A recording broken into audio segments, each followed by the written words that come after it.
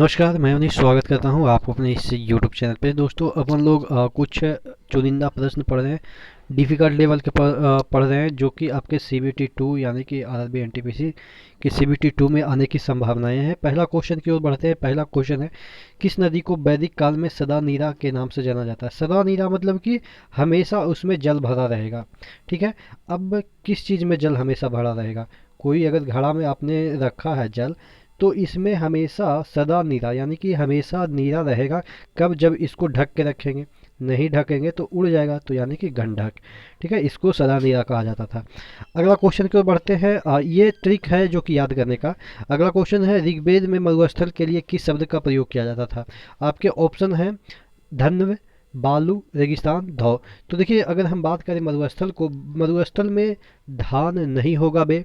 ठीक है, अगर कोई मरुस्थल में धान रोपने जाता है या धान बुनने जाता है, तो क्या कर रहा है कि धान तो मरुस्थल में ना होगा बे, धान ना होगा बे। ठीक है, इस तरह से याद रखेंगे कि धन कहा जाता था मरुस्थल को। अगला क्वेश्चन की ओर बढ़ते हैं। बैलगाड़ी को वैदिक काल में क्या कहा जाता था? तो देखिए, बैलगाड़ी है, बैलगाड़ी जैसे ही चलता है तो धीरे धीरे धीरे धीरे चलता है, और बैल के जो गले में घंटी रहता है, वो टन टन टन टन बजते जाता है। तो उससे हमें अन्नस बता, अन्नस बोले तो इरिटेट हम लोग होते हैं। एक तो इतना धीरे चलता है, उसके बाद टन टन करते रहता है। ठीक है, तो इस तरह से हम याद करेंगे कि बैलगाड़ी को वैदिक काल में क्या बोला जाता था? अनस बोला जाता था। दो तीर्थंकर हुए, अरिस्टनेमी और एक ऋषभदेव। ऋषभदेव पहला थे तीर्थंकर जैन धर्म के। तो उनके बारे में कौन से वेद में उल्लेख मिलता है? तो प्रथम जो वेद हमारा ऋग्वेद है, उसमें ऋषभदेव और अरिस्टनेमी के बारे में, जो कि दो तीर्थंकर रहे जैन धर्म के, उनके बारे में ऋग्वेद में वर्णन मिलता है।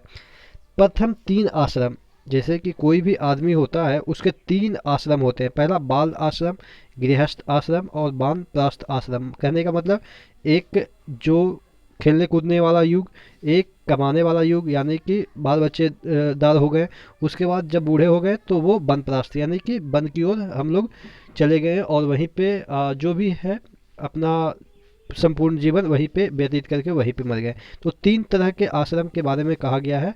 ठीक है, ये आपके वैदिक काल में। उसके बाद एक और है, श्री कृष्ण का प्रथम उल्लेख कौन से उपनिषद में बताया गया है?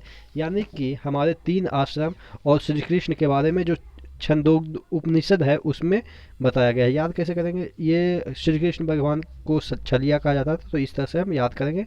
छंदो उपनिषद में श्री कृष्ण का वर्णन है। ठीक है, अगला क्वेश्चन, महावीर का संबंध किस वंश से था? तो महावीर एक राजा हुआ करते थे। ठीक है, वो बाद में, वो अलग बात है कि अपना राजपाट छोड़ के, अपने भाई, बड़े भाई के आज्ञा लेकर ये अपना राजपाट छोड़ के चले गए और तपस्या करने लगे। उसके बाद ये एकदम से सन्यासी का जीवन जीने लगे।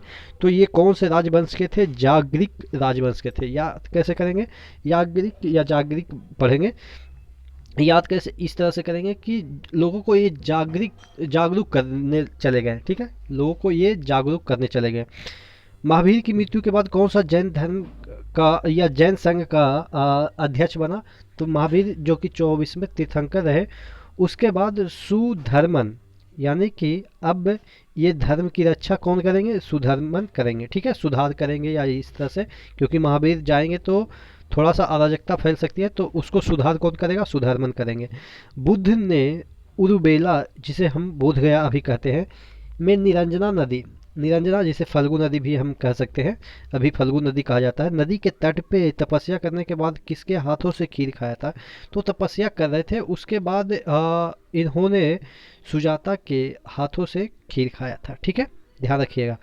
बौद्ध धर्म के नियमों का वर्णन किस ग्रंथ में है?